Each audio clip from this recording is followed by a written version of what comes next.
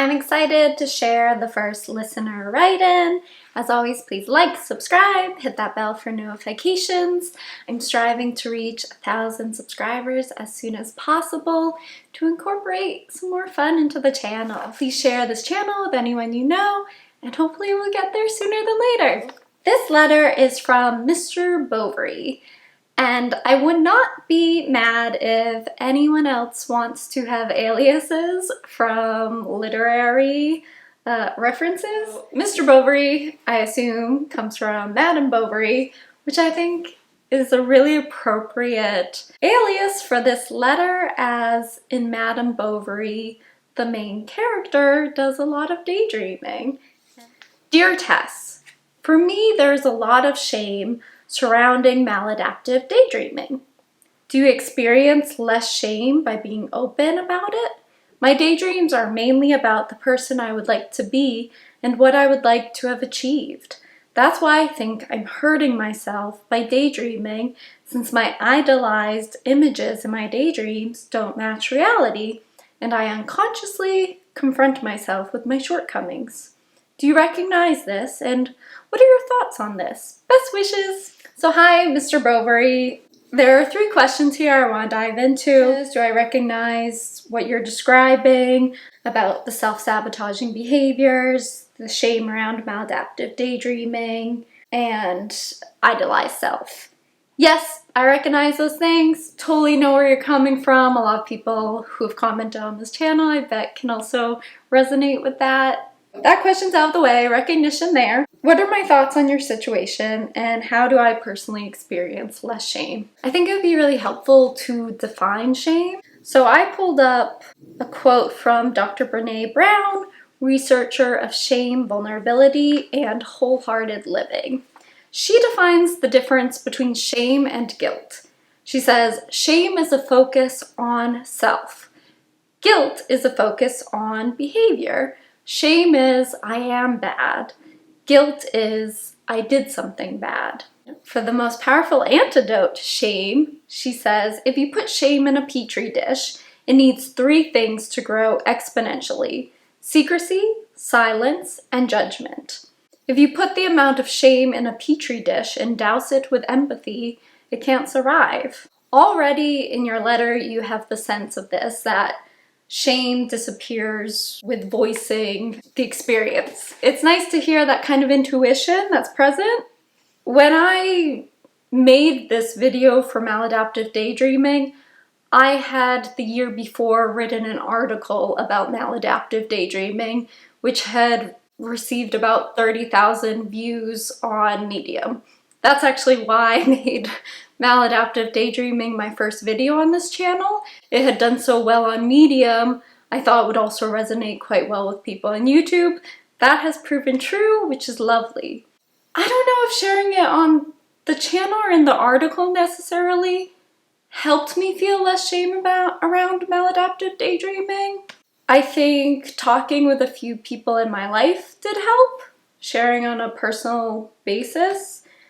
Person to person, like who I knew. I think if you're looking for empathy from another person, you have to really consider how to choose the person you're going to be vulnerable with. There have been times in the past where I have sought empathy from people who have reduced amounts of empathy. And there have been times where I've sought empathy from people with greater depths of empathy. When it comes to sharing this thing you feel vulnerable about or ashamed about, I would say if you're going to do it in your personal life, do it with someone you trust. Do it with someone who has previously shown you that they can be considerate of other people's pain. It might not be someone who also maladaptive daydreams, but it might be someone who has shared experiences with you. I shared my experience with maladaptive daydreaming with a few family members and friends, and I was surprised that quite a few of them actually did the same habit. And so it became kind of a funny thing, which I think also decreased the shame that, oh, there's actually a bunch of people who do this. We're not the only people who have ever done this maladaptive habit. When I initially researched about it, I think that helped a lot of the shame disappear. Because prior to that, for years I knew I was doing this behavior that didn't have a name. I think it's Marie Forleo who says you have to name it to tame it. It's kind of like the Voldemort principle. When he's called He Who Must Not Be Named, that gives him more power in the realm of Harry Potter. But when wizards call him Voldemort, it diffuses his power. It's not this overwhelming, fearsome human or wizard. Another thing I want to make sure to add is that regarding shame and maladaptive habits or addictions or anything that's an unwanted behavior, all humans throughout all of existence have always had behaviors they've had to correct. Really, I do stress just being empathetic toward yourself. Most people don't correct behaviors through shame. That's like even with children.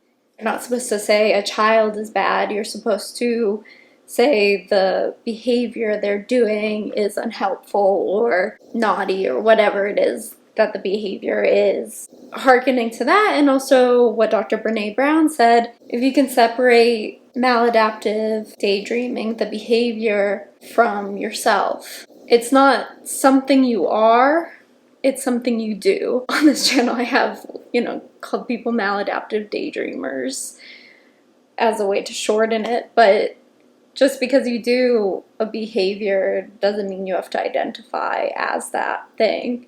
I mean, all of humans eat food, and I don't know if people like identify as eaters, right? Or drinkers of water or whatever it is. Shifting your identity away from maladaptive daydreaming can help.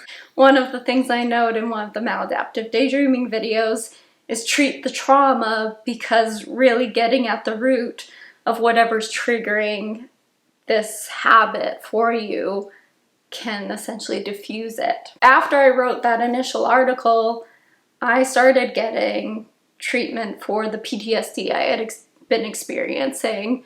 I went to EMDR, which is eye movement desensitization reprocessing, and with EMDR I was able to work through a lot of trauma I had experienced, and that has helped tremendously.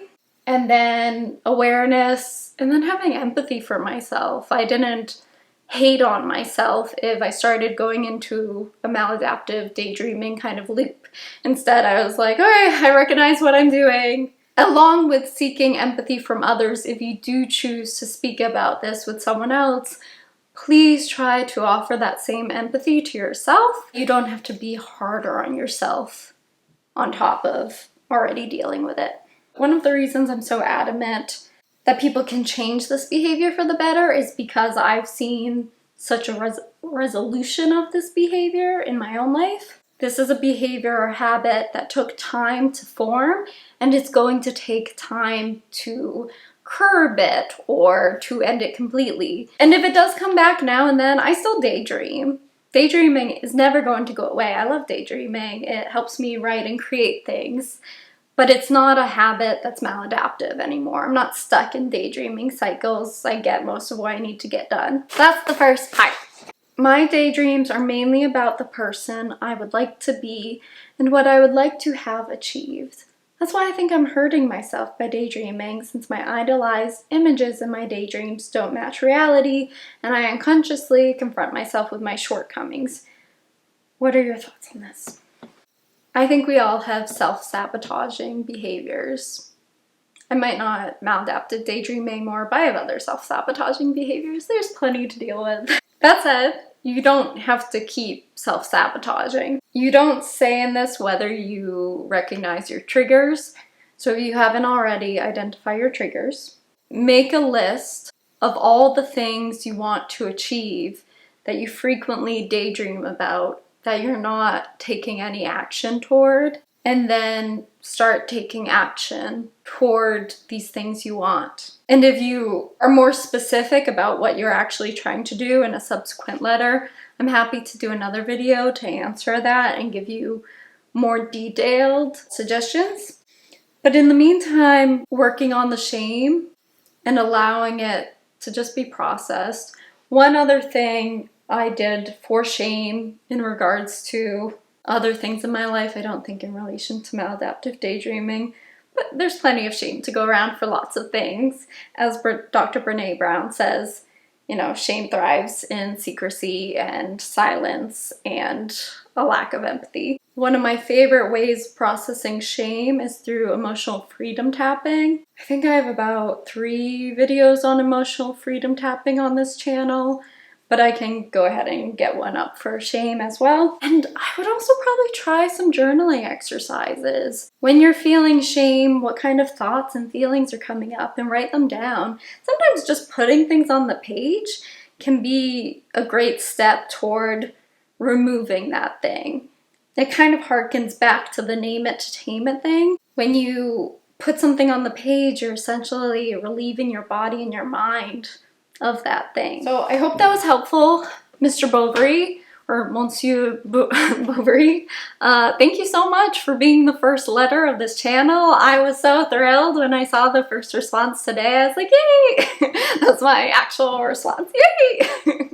So thank you again. Anyone else, if you would like to write in with your own letter, please do. Monsieur Bovary, if you would like to do a follow-up letter with more specific things you're working on, I'm happy to offer a more detailed response that align with your specific goals. Otherwise, thank you so much again for writing in. Please like, subscribe, hit the bell for notification, and take care.